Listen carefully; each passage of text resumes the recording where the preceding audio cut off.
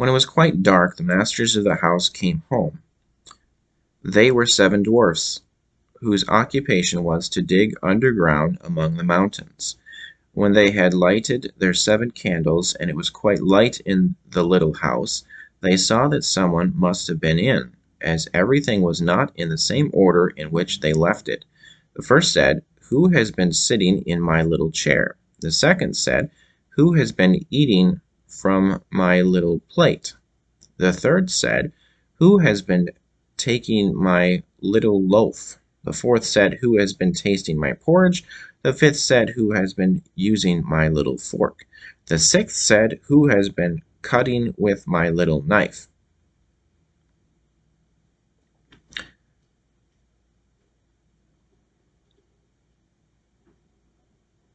The seventh said, "Who has been drinking from my little cup?" Then the first one, looking round, saw a hollow in his bed, and cried, "Who has been lying on my bed?" And the others came running and cried, "Someone has been on our beds too." But when the seventh looked at his bed, he saw little Snow White lying there asleep.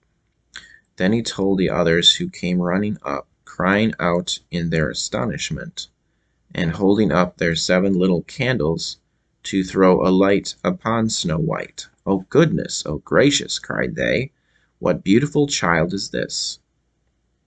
And were so full of joy to see her that they did not wake her, but let her sleep on. And the 7th dwarf slept with his comrades, an hour at a time with each, until the night had passed. When it was morning, and Snow White awoke and saw the 7 dwarfs, she was very frightened. But they seemed quite friendly, and asked her what her name was, and she told them. And then they asked how she came to be in their house, and she related to them how her stepmother had wished her to be put to death, and how the huntsman had spared her life, and how she had run the whole day long, until at last she had found their little house.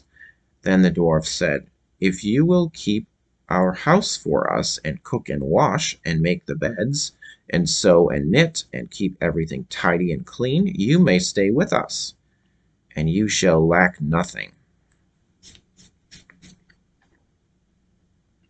"With all my heart," said Snow White, and so she stayed, and kept the house in good order. In the morning the dwarfs went to the mountain to dig for gold.